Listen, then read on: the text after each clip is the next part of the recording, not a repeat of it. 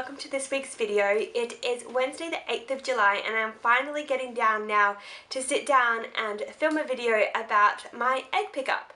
So I am also going to post a video very soon with some footage that I got of my egg pickup. I just haven't got around to getting onto the computer yet to upload it and edit it, but that will be coming up before this video. So hopefully you've watched that. Like I said, it's now Wednesday. I went in for egg pickup last Friday, which was the 3rd of July. And I'm happy to say that we got 5 eggs. Of those 5, 4 were suitable for ICSI. So I'm guessing the 5th one wasn't mature enough. And of those 4 that were injected with ICSI, 2 of them fertilized. So we went back in on Monday to have them, to have one of them transferred. And we got there and the scientist sat us down and had a chat, which they always do before you do a transfer, and basically said that our first embryo, which is the one that they were going to be transferring, was a 8 cell. So basically what they're looking for a day 3 is between 6 to 8 cells. So our little embryo was an 8 cell, so right on track to where it needed to be. And unfortunately our second embryo hadn't gone exactly to plan. It was an 8 cell like the other one, but unfortunately it had 2 nucleuses, which means that it's not normal and it's not suitable for freezing. So we had that issue with our second embryo last time it had 2 nucleuses, so you know, there's nothing we could do about it. She said it happens sometimes. I'm not really sure if it means anything because we've had it twice now. But the most important thing is that we do have a little 8 cell embryo that we were able to implant. Now we just have to wait for the next 2 weeks to see if it worked. The doctor who did the embryo transfer was actually the doctor that did my lap last October and the same doctor that did my egg pickup last round. So it was quite fitting that we had him. To be honest, this egg pickup was a lot different to the last 2 times that I've had to do it. Because I did have 5 follicles there, it did take a little bit longer than it did the previous 2 times. So there was a lot more poking around and that sort of thing. The procedure itself didn't really take significantly longer, but definitely longer than the other 2 times.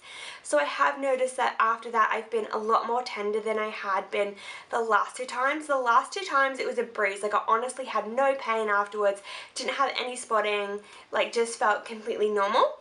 This time around I've just been a little bit more tender and a bit sorer than I was last time. So when I did go in to have embryo transfer on Monday, when they were putting the speculum in and the catheter in, everything was just super tender and I didn't really get that last time. Like I said, like it's all very tender but nothing that's unmanageable. And I think it's purely just from the fact that egg pickup took a little bit longer and there was more poking around. I did have an episode on Sunday where we went out to eat and I got home and I ended up getting really bad stomach pains and ended up having a few episodes of vomiting and 1 episode of diarrhea. So I was a little bit worried that with the pain perhaps I was a little bit hyperstimulated, but I honestly think it was to do with the food and it lasted a few hours. I went to bed early and woke up in the morning feeling fine. So like I said, I think the pain was purely just from egg pickup. Since the embryo transfer, I've been feeling pretty good. The tiredness is starting to ease a little bit. So yesterday and the day before I was feeling quite tired, whereas today I'm starting to feel a little bit better. So I'm guessing all of those stimulating hormones and stuff are starting to get out of my system now, so I'm starting to get a bit more energy. So yesterday I didn't really have too much in the way of symptoms. I felt pretty good.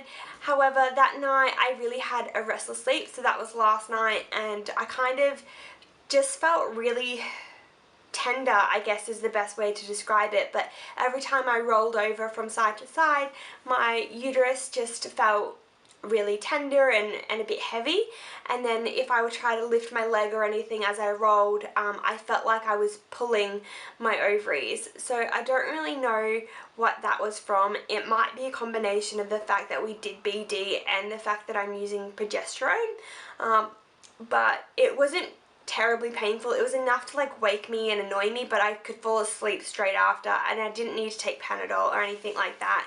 And then this morning when I woke up, my uterus and ovaries felt a little bit heavy, but that went away within a few hours, and now I've got no pain or anything there. In terms of other symptoms, I don't really think I have many. I did notice that I had a little bit of a headache while I was at work earlier today, but then I just went and grabbed a jug of water and tried to drink a few glasses and it went away, so I don't really think that is anything to really take note of. It was probably the fact that I needed to have some water. And the other thing that I have noticed is I am a little bit constipated today, and I think that is just a combination of all the drugs and stuff from stimulation and the progesterone. But other than that, like, I'm feeling pretty good. I'm hoping the fact that I had like some weird pains and stuff last night and yesterday, that perhaps something is happening, because I didn't really get that last time. But I'm thinking it's way too early to notice any symptoms, because I'm only 2 days post 3-day transfer, so at this stage I don't think there's going to be much happening. I feel like that's about all I had to update you guys on. I feel like I haven't been updating you guys as much as I normally would like to, but work has just been ridiculously crazy. I know I say that a lot, but we've had one midwife down, another sick, another on holidays, and another on days off. So it's basically me and one other person running the show. So it's been a bit stressful, and I've been doing lots of long days, and I'd get home and it'd be dark and I can't film. So it's been a bit difficult, but as of August I will be cutting my hours back. So I'm currently full-time, which is 5 days a week, and I will be cutting back to 4 days a week. So I'm really excited about that. Being a shift worker and stuff, 4 days a week doesn't mean that I'll only have 4 days in a row on. Like, I might still have 6 or 7 days in a row, but then I have quite a few days off. So I'm really excited about that. It just means I'm going to have more time to do the things that I like, more time to go visit my sister who lives interstate and that sort of thing, because at the moment I only ever get 2 days off in a row, and it just doesn't leave me much time to do stuff like going to visit my sister and that sort of thing. So I'm definitely looking forward to that. So that's all I had to update you guys on, and I will talk to you soon. Bye!